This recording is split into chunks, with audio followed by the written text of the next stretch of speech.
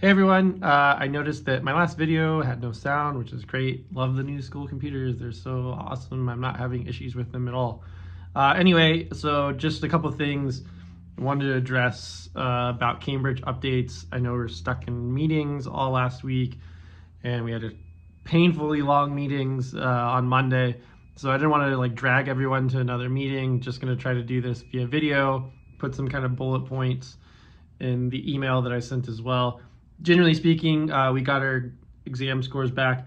Some things really positive, some things not so much. Not to throw anyone else out there, looking at myself, I did global perspectives for the first time. It turned out great. Did thinking skills for the third time, and it was my worst scores. Now, keep in mind, there was a lot of fluctuation in the size of class, and we also tested more students than we ever had before.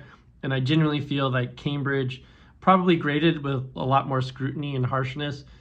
2 years ago in 2020, we didn't test at all, and we had to give predictive scores based on an in-class assessment and the classwork. And then last year, or the year after that in 2021, we were mostly online. I think they probably, because of that, graded a little easier.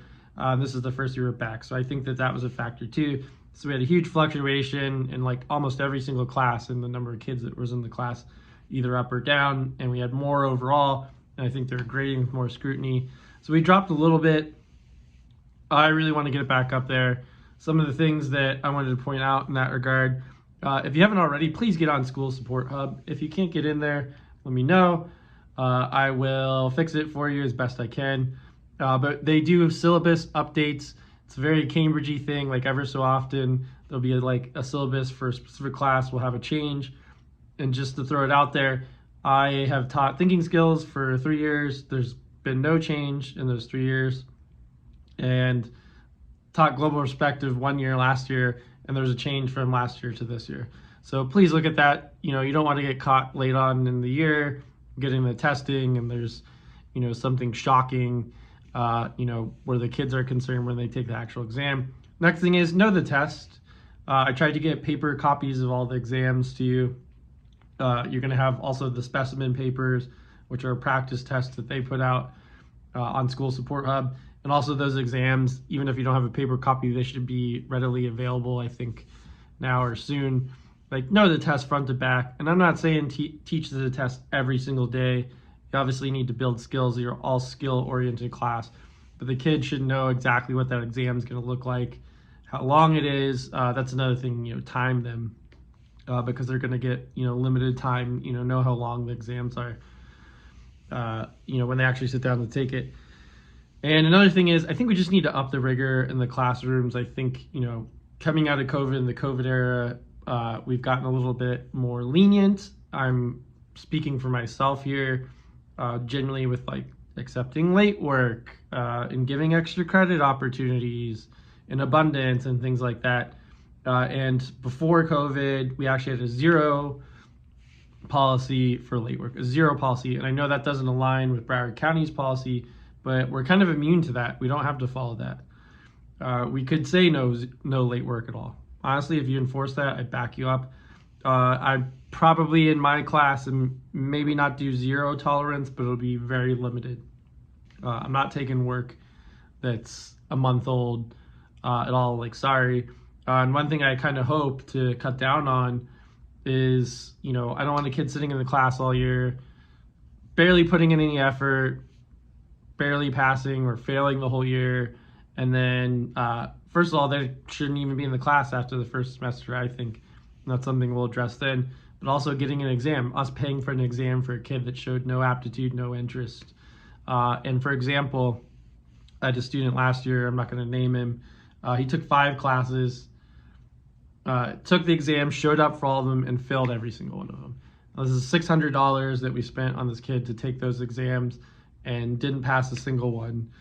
I don't want to see that happen. And I had him in my class, so I know him personally, and he was a kid. He was getting D's, most quarters. He was putting in the minimal effort and that kind of thing, and just wanted to really cut down on that this year. And by that, I mean we need to find a balance. I don't want to not test anyone.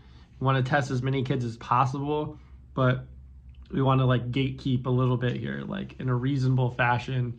We don't want kids just kind of haphazardly floating through the year and doing nothing and then showing up for the exam only because they're going to get fined if they don't, and just writing whatever, and it's a waste of time, it's a waste of money, and it's a waste of effort on our part. So throwing that out there, I really think the rigor of the work, the strictness of when it's turned in late, like these are things y'all should consider. If you have any questions about it, feel free to reach out to me. And I've spoken with Mr. Valkovic. He actually wants me to put like documentation, and we did this before, so the kids are very aware that this is a college level class, like you're going to be held up to that standard. We're not going to accept late work or very late work. If at the discretion of the teacher come exam time, when I'm putting in the exams and ordering them, if you have, as a student in that class, shown no aptitude, shown no interest, have been turning in work late or not at all, then at the discretion of the teacher, you will not be able to take the exam, and that kind of thing. So I'm going to do that. I'm working on it currently. Hopefully have that here in the next few days. Kind of wanted to roll it out next week, have all the parents and the kids sign it. So in addition to that, on a positive note, we have a bunch of new teachers. We got Miss Laverde. She's doing U.S. history. Miss Walker, who has been really great, one of our newish teachers, I should say, at Northeast, is taking over Marine. And Miss Coker, who was new to Northeast last year and did an amazing job. And she's taking over environmental because Miss Bacigalupi actually just moved. And Mr. Garan is not new to the program, but he's going to be teaching thinking skills this year. We're going to be splitting it. I'm excited because he's a bright young man. And Miss Salazar, we actually talked into taking her class that was going to be an AP class, and making that an additional Cambridge Spanish language class. So I'm really excited about that. I'm excited to have you all on the team. And that's pretty much it. I also wanted to point out, I do have a full class schedule. I know some of the other positions are more administrative and they don't really have class and they're more readily available. So I do have a class schedule, so just bear with me. Actually have 5 classes this year. If you need me, I'll try to get back to you. The mornings are going to be the best because I don't have a first period either day. And if you need me, I'm here to support you. That's all the job really entails, getting the tests done and supporting you. So please let me know what I can do and how I can help you. And like I said, I hope you had a great week. Reach out if you need me. Hopefully it works this time with the sound.